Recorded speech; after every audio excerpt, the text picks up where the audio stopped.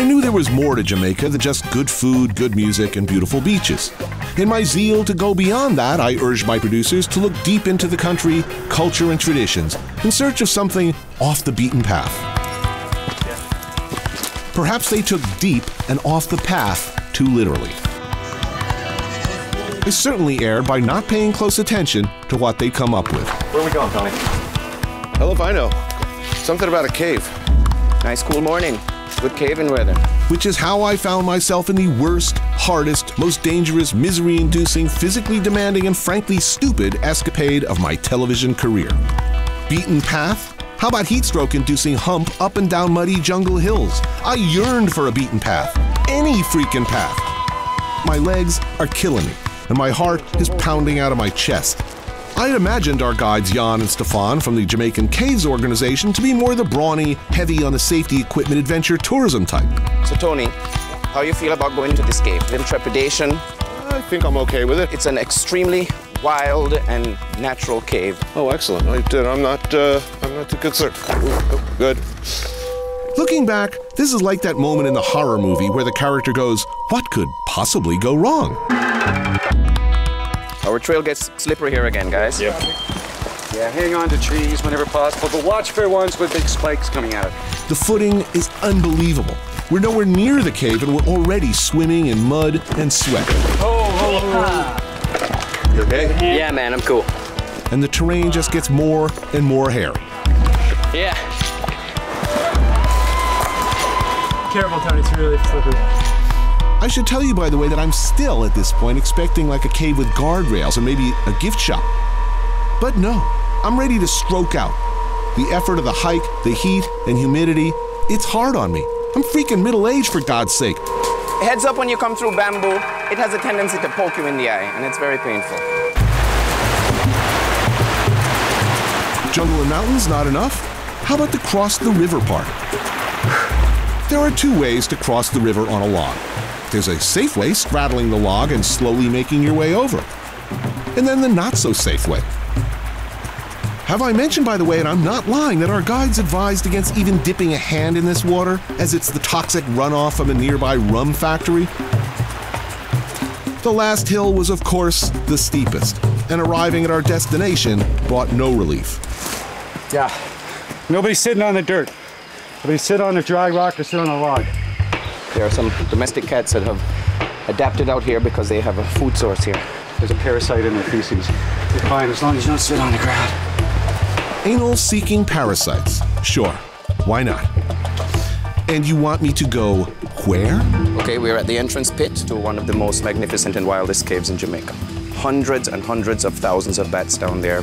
As every step progresses, you will feel increasing heat, humidity, and it smells like a barn down there. Tremendous life experience. Bat feces, eh? I think this ranks with the ATV and the Sicilian cliff jump among the all-time good ideas. Ugh. The truth is, nothing in my past experiences had even remotely prepared me for what was ahead.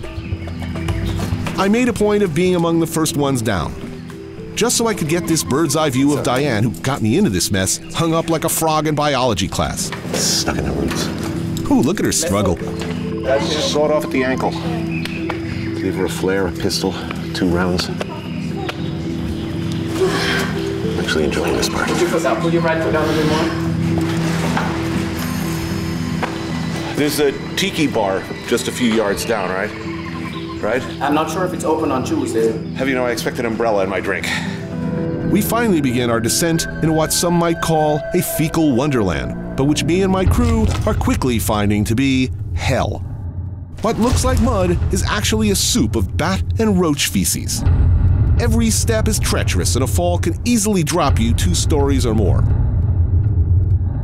And Jan cheerfully supplies a steady stream of encouraging anecdotes. You will see more roaches in here than you have ever seen in your life. Oh yeah? I'm from New York City. Millions of roaches in here. Really? Great. I look forward to that. As promised, the roaches were plentiful. They were also gigantic. They crunched under hands and feet as we went deeper and deeper. The temperature getting higher and higher as we got closer to the bats. Whoa, gotcha. Our whole purpose in coming is falling apart, as the equipment is failing. Ooh, hold on. I'm totally fogging up here. Yeah, I know. It's like shooting a shower. And the simple act of trying to frame a shot means leaving yourself perilously off balance and in danger of toppling off a cliff or into a soup of bat and roach feces. Watch out here. Yeah. Watch out a lot. Yeah. Every step is treacherous with occasional unpredictable drop-offs. Lose your light for a second and it's time for a panic attack. There's always the awful knowledge of how much rock and earth hangs over us. And nothing can give you a sense of the stench and oppressive heat. I'm not sure why I kept going. I suppose because I didn't want to look like a on TV. But I wasn't up to it. I know that now. Let's go. Like the boxer once said, I should have stood in bed.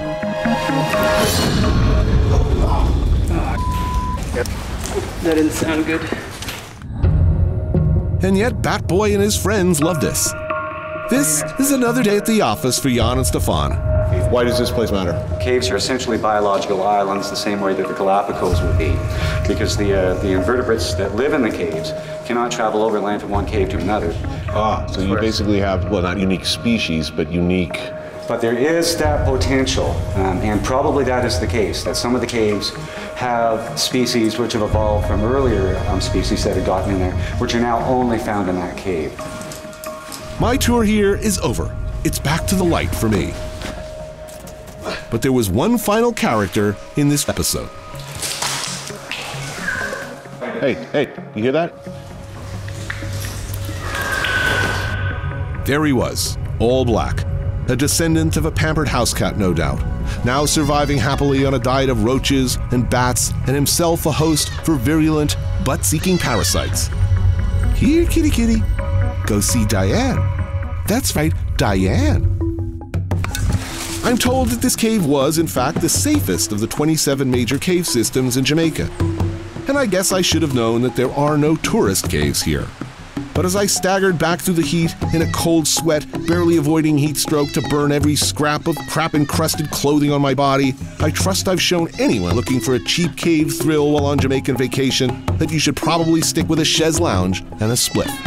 Just up the hill from San Domenico is exactly the place you'd want to be if you were an overgrown little boy with somebody else's Ferrari California and something of a death wish. The Enzo and Dino Ferrari Autodromo, one of the most awesome, and I guess one might say dangerous, racing circuits in Europe. It's one of the more technically tricky tracks in the world, running counterclockwise for one, and boasting some notoriously tight turns and deceptive inclines. They got names for them. Villeneuve, Acqua Minerale. But it's Tamburello Corner that holds a particularly tragic history.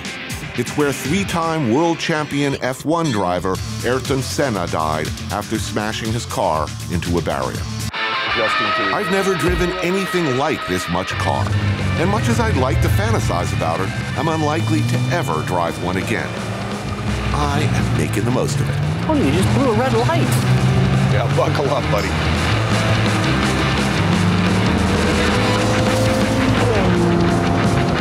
Be on this side, and you're going to go Which side, left? This side. Yep. Let's slow down. Hold it.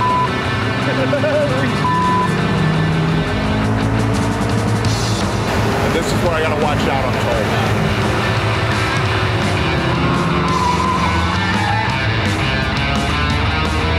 It's called the Aqua Minerale, the most dangerous curve in Europe. Oh, I got it.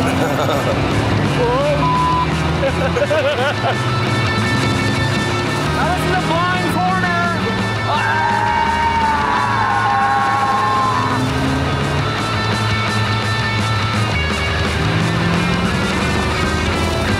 Okay, now behave on the straightaway, okay?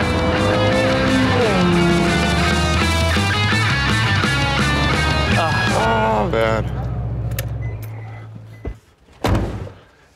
I made him a little nervous. The following scene is an accurate depiction of what pretty much just happened at the last minute. Really, 1 minute, me and the crew sitting in the offices of the Director of National Security, little courtesy call, cup of coffee, and then suddenly, this. Holy, that's a lot of mother cocaine. 6 tons right there. As Director of National Security, Gustavo is sending a message. He's also invited me to do something I'd never thought I'd find myself doing in a million years. Burn 6 freaking tons of pure, uncut cocaine. There will be no Lindsay Lohan jokes. 6 tons! 6 tons, wholesale value. This is over 300 to 600 million. So these are all kilo blocks. Yes, kilo blocks. 1 kilo, 1 life. Oof. Well, you can imagine how many lives in here. 15 years ago, this would have been what I asked Santa Claus to bring me for Christmas. It looks like Keith Richards' bedspread back in the 70s. Along with world peace and a magical pony that crapped gold Krugerrands. How long does it take to accumulate 6 tons? I mean, a lot of these operations take years. Well, we've done it in 42 days. We've been working. We got 12 tons. 12 tons of cocaine seized in 42 days. That's like 300 kilos a day for over a month. Geez, someone's really good at their job.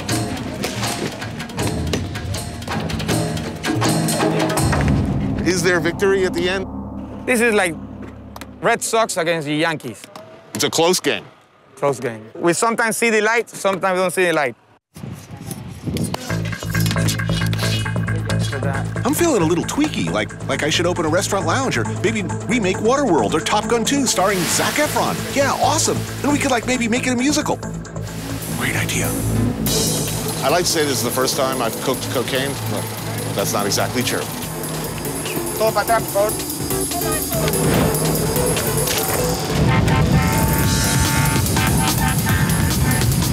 Yep.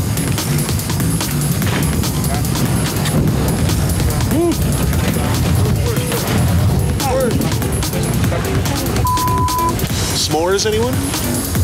That's the world's biggest bowl of Ready Rock. Oh, that worked. Thank you very much for lighting this thing, to helping us. Thanks for the fun. Thank you very much. Crack is whack.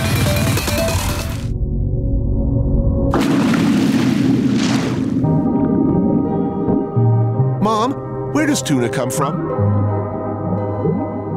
Well, these days, if you're talking high-grade, sushi-quality bluefin tuna, on the endangered list in most countries, it very well might come from a farm like this one. An underwater farm where sushi, on the hoof so to speak, swims happily by, frolicking just below, rising to the surface to snack on fresh, all-organic chow. I wish I was tripping. That would be kind of cool. Big looming up at you from below. The crew throws a couple of shovels of tuna food around you, and suddenly you're like being nibbled on from all sides. Okay, maybe not. Do tuna have penises? Do we know? You'll find out.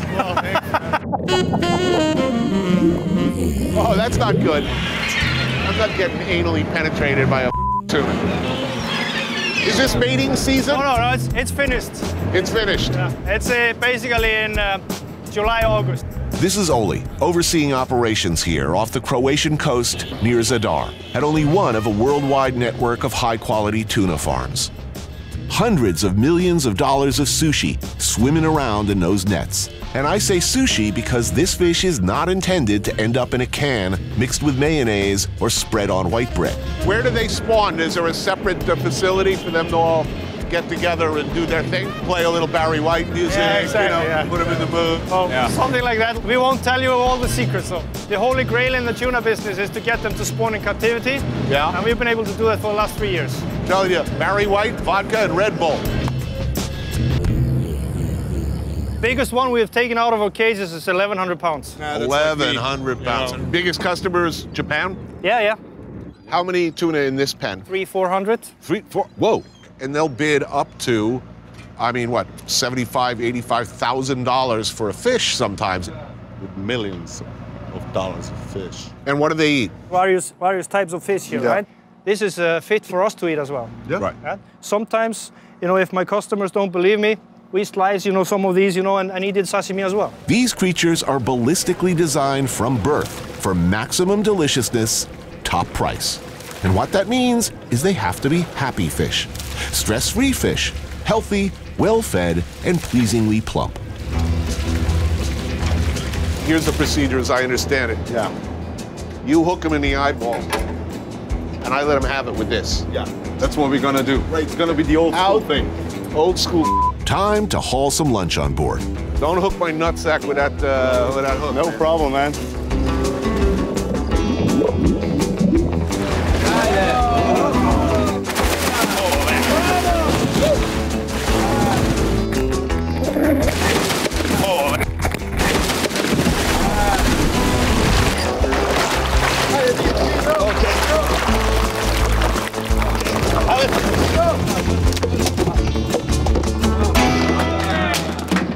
Yeah, man. Come up here now. Woo. I did not like the way that tuna was looking at me.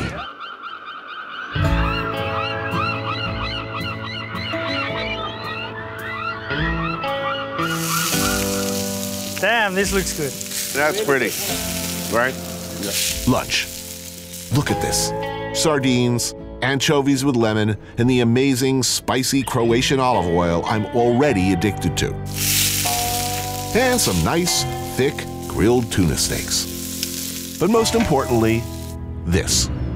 It's a cut from the belly. It's the part with most flavor. Generally speaking, you want to either blast freeze your tuna for a bit to cure it, which is what the majority of sushi bars probably do, or at least wait a couple of days from now to age it to perfection. But this is a different thing entirely. That's damn good. And that's some pretty damn buttery, fatty, beautiful. Fresh out of the water may not always be the best thing, but it is certainly a very, very good thing today. Soy and wasabi are not a lot of people in Croatia use that. Yeah, but For pork or something? Maybe they should. definitely good stuff. So Japanese will be happy with this. Japanese will be happy, and we will be even happier if we have a bit of taste of red wine with this. Oh yeah. Because, you know, actually that's like pretty meaty and steak-like. Yeah, exactly. This is what the umami is all about. I never had tuna this fresh. Very simple. I think nobody can complain about our privileges here, you know? No. Yeah, it's a life of deprivation out here. Well, guys. Successful day of fishing? Yeah. Yeah.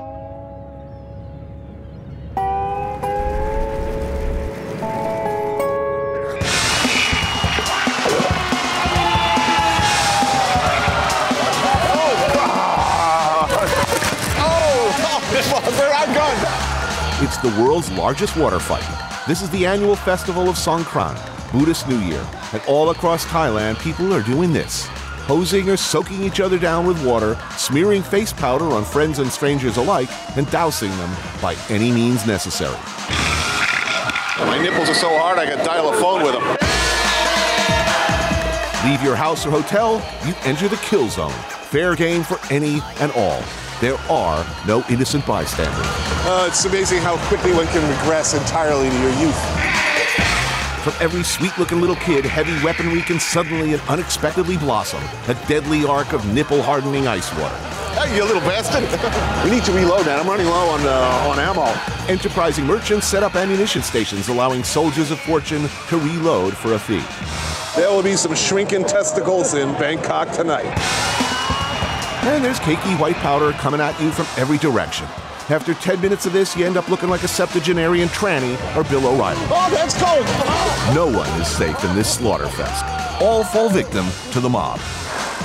So one might well ask, how did this water-soaked mass melee originate? It all started out as a reverent washing of temple Buddhas, symbolizing a time of renewal and cleansing, but somehow evolved into this. So even as real guns and real combat break out in some parts of Bangkok, the coinciding Songkran festival provides frantic but cooling relief across town. A sort of bizarro world version of the real conflict a few miles away. A much-needed antidote to the heat and the tension and a typically Thai change of perspective, where what was true a minute ago is now stood on its head. Eventually, the train arrives. I'm looking forward to my sleeping compartment, a couple of frosty tiki drinks in the saloon car, the gentle motions of the train on the track, rocking me slowly into air-conditioned slumber. It's only 2 cars. Okay, maybe not exactly. That's not encouraging. Wow, it's jam-packed. That's a lot of people for that small journey. Gong has a knack for stating that which need not be reiterated. It's already like the #1 local. I didn't realize it's going to be this packed. How many stops? It's 11 stops. 11 stops. This is the maximum speed. Maximum speed. Yes. Okay. There's our air conditioning. What does it smell like wet Doberman in here? People are just pulling their pickup truck alongside and letting the train out. His feet's getting hacked to death by machetes. Or by a midget. A herpetic midget. Fresh fish. Vibrant, electric green vegetables, chilies, frogs, lychee fruit. A market, like many others, filled with the sights and smells of rural Thailand. Yet notice too the railway tracks running right through the center of the marketplace. Convenient, one might think, but should you find yourself haggling over the price of dried shrimp or local crabs, you'd be wise to keep one ear open. Because the train keeps a rolling around here and it's liable to roll right up your ass if you don't watch out. Maeglong Market. Several times daily when the train arrives, the entire market has to get out of the way. We're told that in fact the system usually works perfectly. But today the train catches an awning and wipes out 7 food stalls before coming to an early stop. There's a short delay while the whole mess is figured out. Then we're allowed to disembark. From train to boat. A short distance from Maeglong Station, we're next floating down Klong Kon, headed to the Gulf, where fishermen harvest cockles along the muddy banks and flats. The idea, and it seemed like a good idea on paper, was simple. Take boat down canal, harvest some cockles, go further out onto the open water for a festive alfresco picnic. On the way, we're briefly waylaid by aggressive crab-eating monkeys. They may look adorable, but these little bastards stripped us of everything we had. These monkeys, they eat everything. They eat chestnut. Really? They eat lychee, they eat banana. Wow. Everything. Monkeys are more socialized than Top Chef contestants. Hey, what are you looking at? I don't like them. Beady little eyes, nipples like butt plugs. More and more of them arriving, getting pushier and more daring with every banana. I feel like Klaus Kinski in such films as Aguirre, Wrath of God. Hey, what are you looking at? I don't like you. Ah, here you go. Ah, here you go, my little friend. I shall call you Ebola. So, we tortured the animals enough? What do you think? Let's move on to another species. Maybe we can go poke a stick at some reptiles. Graceful, skilled, patient, gliding like the silver surfer across a horizon of chocolate pudding. They seek cockles. The Gulf of Thailand is relatively shallow, low in salinity and rich in the kind of nutritious sediment that cockles like. And while these professionals make it look nearly effortless, I, unfortunately, will demonstrate precisely what a difficult, messy slog it can be. Let's do a traditional way. Yeah? The surfboard, so you don't have to go like Todd did. Really? I'll watch you. Whoa! Okay. I don't know if I like your plan, man. I like Todd's plan. See? See, this is much better. Oh, well, okay, maybe not. On your knee, it's easier. Yeah, I've heard that before. Hello. So, come on over, Todd. Need a hand? I'm coming. I'm running. There's better be some damn good cockles. That's all I gotta say. Tony, got one here. Yeah, I'll be right over. Well, I was gonna say, as soon as I myself. Pretty much here for the duration. Oh man, this is really, really dangerous. Everybody, stay away from the brown acid. It's just like Woodstock. Balls deep and hole muddy.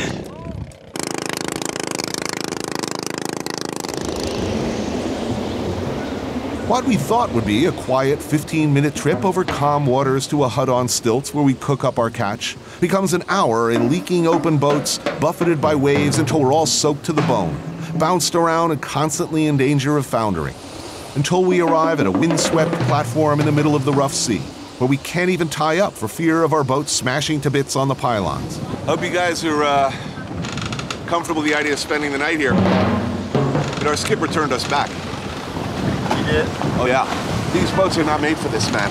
This kind of weather. And we're basically on a bamboo platform in the middle of the Gulf of Thailand. This place looks, you know, well built. These guys are going to leave us here, I bet. We'll be stranded out here with 1 cigarette left and 36 cockles. How long do you think that'll last us? About 5 minutes, I can tell you. And our cockle meal, I don't think it'll be happening. I'm thinking club sandwich back at the hotel. I like cockles fine, but... They said if we go back right now in a small boat. Right now, I think the operative word here is right now. So, yeah, I think we should go. Yeah, I don't think in any show have I been more wet more of the time or covered with mud and other material. I'm telling you, Violent Insurrection looks good about now. See you guys at the Emmys. Welcome Martin, to Mexico, sir. Martin, let me introduce you to Carlos. Carlos, nice to meet you, sir. Leal. When I hear the word cantina, I think naturally a filthy saloon clogged with blind drunks, toothless prostitutes, and stray dogs. I deliberately avoided shaving for 2 days so I could blend. But no, this place is decidedly nicer than the Peckinpah films had led me to believe. Though breakfast still starts with tequila. What does a cantina mean anyway? I mean, I'm guessing it means we drink, right? Of course. Basically, the more you have drinks, the more food they bring, no? And the better it gets. Free food. As long as you keep ordering booze. This sounds like something I'm good at. Yes. There may not be the blood and hair on the walls I expected, but good food and good times are in abundance. First up, carnitas. Tender, juicy, stewed and pulled pork loaded onto a warm tortilla and eaten immediately. The hot juices running down your chin while the brightly flavored salsa hits the back of your throat. Pork, man, is the best thing. I mean, we don't eat that much beef in Mexico. Chicken and pork. Más tequila y más comida. Fava bean and cactus soup. It's delicious and it's free. I really like this. That was good soup. So good. You should do more? Sure, why not? Keep them coming, no problem. Oh, that looks good. This is a gordita de chicharrón. Oh, yeah. For fried pork fat. That's one of my favorite things on earth. Come on in close there, baby. Cilantro, onions. Yeah. Good.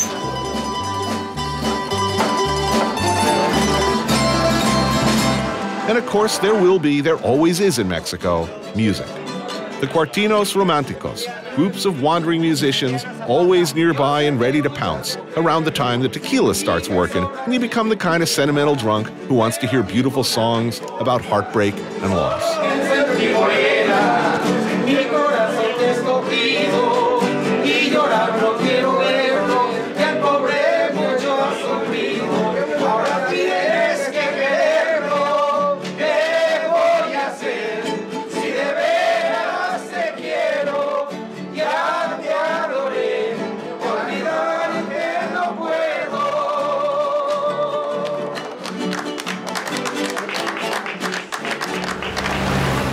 Filled with pork, beer, and the kind of bravado that only tequila can give, we head over to the gimnasio for Martin's lesson in the manly arts of Lucha Libra.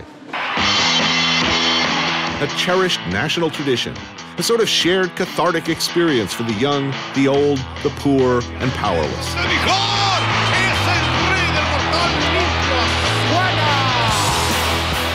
Nothing like watching a guy in a mask and leotard body slam evil into oblivion when you're relentlessly screwed by your government and your circumstances. Mexico City can be a dangerous place. Kidnapping is big business around here. And since Martin has volunteered to act as security escort for the duration of our stay, we thought it would be only appropriate that he brush up on some mad, rib-crushing, neck-snapping skills. And who better to teach him than this man? Legendary 4-time middleweight champion, El Octagon.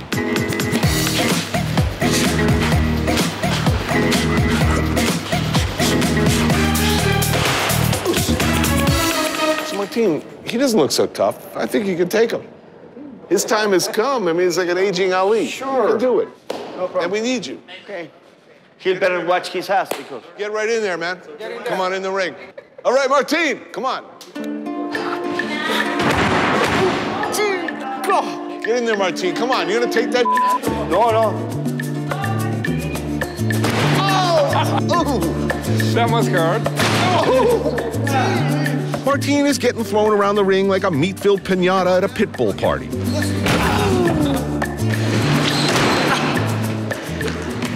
You know, victory is just...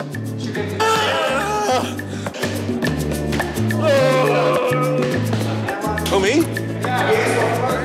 There comes that terrible moment in the life of many a drinker when one's decision-making process becomes, shall we say, less than optimal.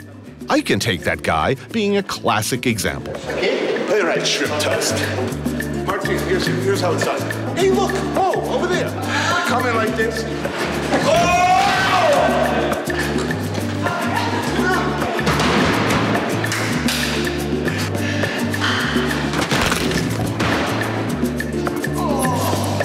Oh man, I'll be crapping bone chips for a month. I hate when that happens. I'm gonna close deals first and yours last. Okay. When I close it, I'm just gonna say go. Just don't let him creep up on me. Go.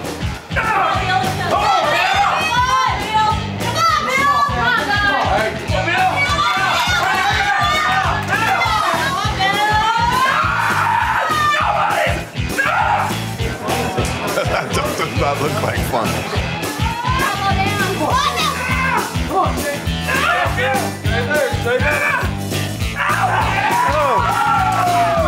Whoa.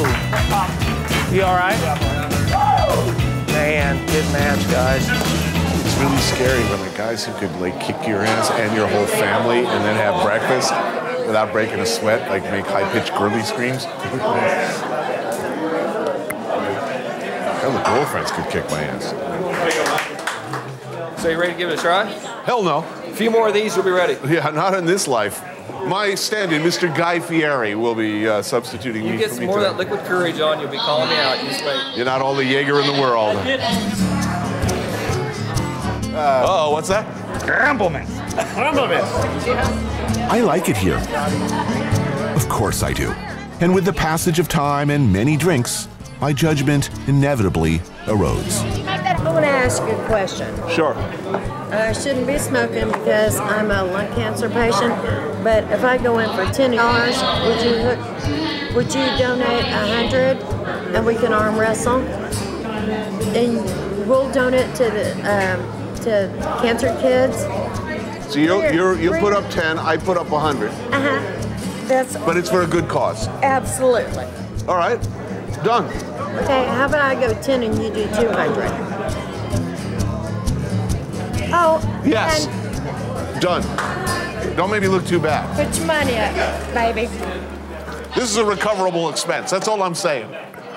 My God, it's on. Okay. Get it, girl. Oh, he's sweating. I'm not liking this. The man's gonna be ready to go. All right. Ready to go.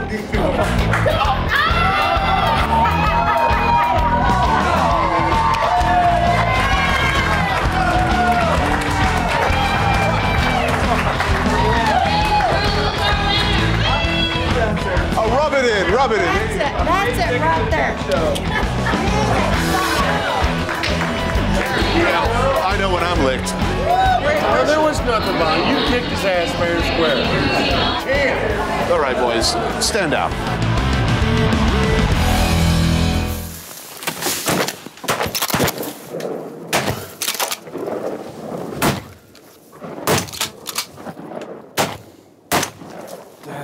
Gum. That would be can't hit my ass with both hands right there. God.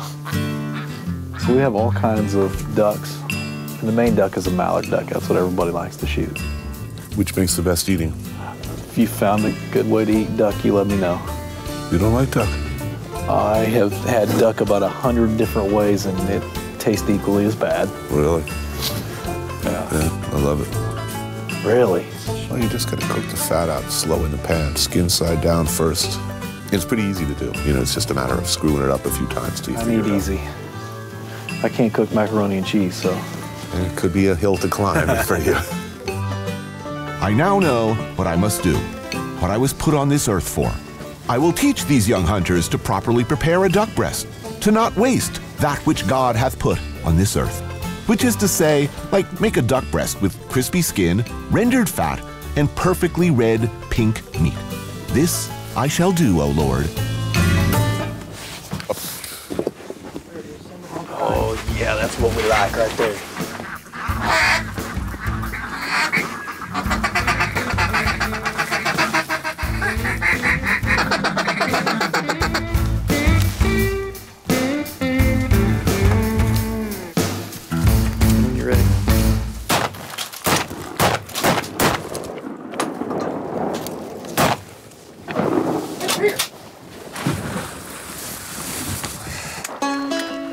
The dogs do a lot of the hard work around here, but this one seems happy. Oh, wait. Good boy. That's what we're after right there. It's a nice big bird. Hey, that was a wildly successful venture for us, I gotta say. Wish we'd shot a little better in the front end. Yeah. No. Look at that. It's a heap of dead animals over there. That doesn't happen a lot with us. We've been wandering around in the woods and been maiming famous authors, and actually it's like, you know, animals 1, humans 0 so far this week. So we're getting a little of our own back today. This is for you, Daniel. We head back to Claythorne Lodge, where the crew and I have been staying, for an impromptu lesson in cooking. So this is an experiment, gentlemen. We're going to find out whether wild version of ducks instead of farm raised, you know, can they be delicious? Let's find out whether, you know, we can make something delicious with just salt and pepper. Duck fat is very hot substance. So gentlemen, remember this, please. When cooking duck, always wear pants. At this point, you want it to go slow. Pan not too hot. We're just going to sit there for a while. If you cook it right, that fat kind of goes into the meat. It all becomes, you know, juicy and delicious. Which bird was this? The mallard? Mallard. I'm pretty sure you did not give your life in vain. Yeah, I'm hoping to glean something off. Yeah, well, we'll see. It's a noble experiment. No duck have I ever cooked look like that. Most importantly, let that sit for a few minutes before then slicing it with a sharp knife, very thinly on the bias, like so. He's done that once or twice. Yeah. So I guarantee you could grab that knife and it would not go anything like that. I might cut my pinky finger off. Well, that's two $28 orders of duck right there. All right, let's see how it is. You tell me. That's like 800 times better than any duck I've ever tasted. It doesn't suck, right? No, that's edible. Good. What we've been cooking is not edible. I thought I was pretty good. That's ridiculous. That's good stuff. Yeah, boot leather doesn't taste so good. That's phenomenal. Because we live by the rules of the wild here. We kill it, we eat it, and to the best of our ability, we make it delicious. Thank you, gentlemen. Yes, sir. That was Thank you. really fun. The circle of life is now complete. It will be later when I take a dump.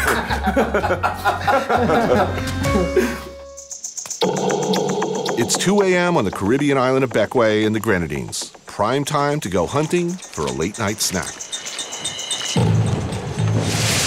So what we're gonna do, Tony, we're gonna start putting the torch on and start searching the trees. The manitou is actually an opossum, a nocturnal marsupial animal. You can only get them at night by spotting them with flashlights. We're gonna go straight to the fruit tree.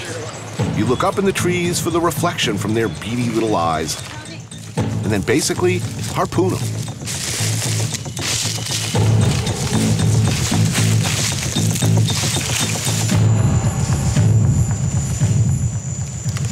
Sim?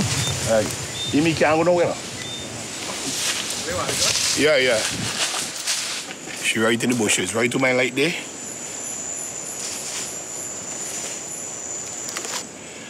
What? Somebody go that side, and somebody will go on that side. Right? Hey. You see that? You see it? Yeah, once you can, right? See how far up he is? Up.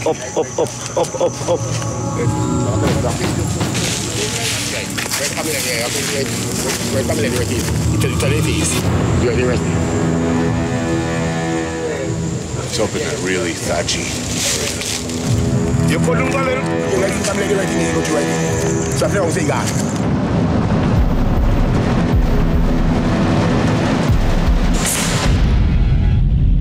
And here he comes.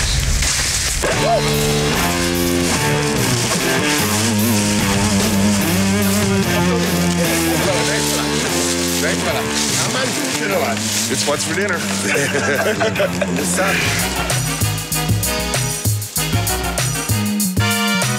Clement not only leads the hunt, he cooks too, slowly simmering the meat with onions, garlic, pepper, and ginger, and served with traditional dumplings, which are generally throughout the Caribbean pretty dense.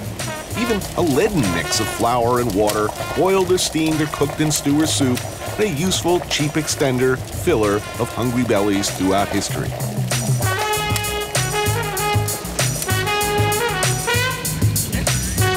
That's delicious. These guys get together most weekends to hunt down and cook up Manitou. It's tradition, an excuse to hang out, just be manly. Manliness in Bekway is how well one can handle one for you, the strong rum, as they call it. And one for me. Cheers. Cheers. Up and over. It's basically overproof local rum. Yeah. They're really proud of it round here, and there's no saying no. Yeah. That keep the body warm. Yes, I feel strangely warmer. Yeah, man. No, no water. Fire, fire, fire, fire, fire, fire. Next morning, I meet Clement at Tanti Pearls, a family-run joint perched up on a hill overlooking the harbor. Note to self: nibbling on rodent feet and drinking strong rum all night does not make for a soft landing. I can't believe my head hasn't exploded in flame. And you were up till what? How late were you up last night? Right up until this morning. Right up. Eating Manitou and doing rum samples? Drinking the rum samples and having the strong rum. Well, you're a better man than I. Cheers. Cheers, man. That's all I'm drinking of this, I can tell you right now. Or I'm not making it through this scene.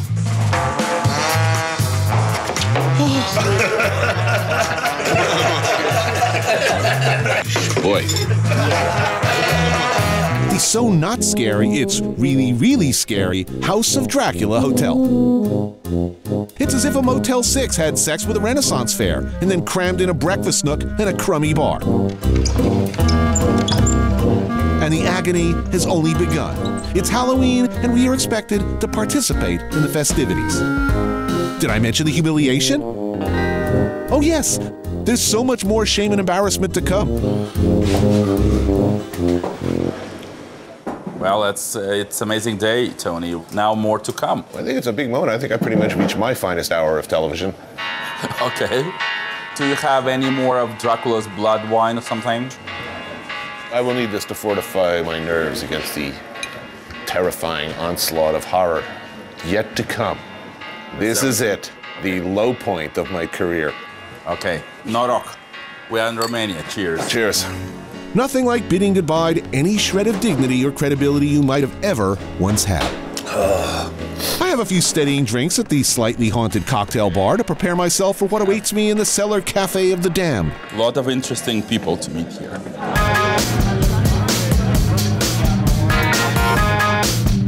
Oh, yeah. Hey, swinging. My quest for authentic local food and culture has led me to this. Alcohol, please. Alcohol. I need... Could we get many drinks? And the judges made their decision. We seem to arrive just in time for the crowning of Miss Transylvania, who it turns out, along with the rest of the guests, are tourists from Nevada. Roger. I will die in a room much like this. I will expire unnoticed around halfway through the festivities. If you have the courage to dance with Miss Transylvania, then do it now.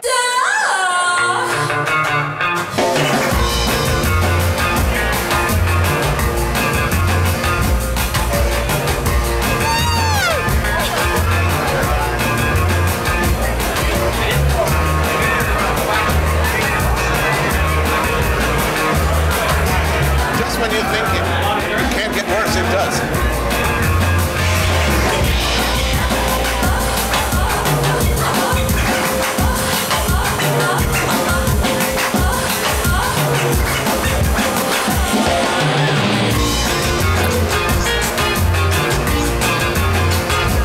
You know, I've seen a lot of ugly things in my life. I have a very important announcement to make. This is where they shove a pineapple up my... As this sucking vortex of Velveeta pulls me and Zamir down and down, I see a tiny glimmer of hope. We are privileged to have 3 more candidates into the Order of Transylvania Knights. Who are the candidates? Wow. Zamir, you're a candidate. Okay. Zamir blunders into the thresher like Britney Spears into a Quickie Mart.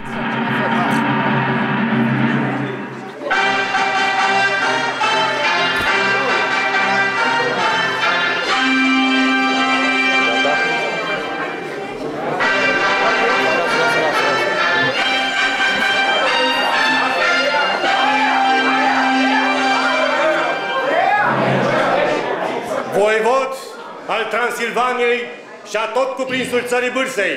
Cetatea... The mustachioed Count Schlocula, his regal robes festooned with the traces of many suspicious and evil-looking discharges, challenges these aspiring knights to a contest of strength. A totally pointless, squalid, and ugly, half-hearted yet valiant battle ensues. Oh, we go with ladies? Yes. No way. Okay. Fight! Yes, fight. That's why you lost the Cold War. Zamir follows up his weak-ass arm wrestling effort with an even weaker attempt at archery. Oh, no. The old cleaving of the apple ensues. Maybe one more? At this point, I'm beyond caring. I just want to slink back to my faux medieval room, crawl under ye old bed with the tissue tumbleweeds of previous guests, and more in the sleazy end of my television career. Maybe the last try? Cut it off. Cut it off. Yeah. Aha! Did I hear that? Impale him. Everyone survives, barely. But I'm frankly disappointed Zamir didn't get what he deserved for dragging me through this dinner theater of the damned. Proud of you, Zamir. It was an ordeal. Bravo.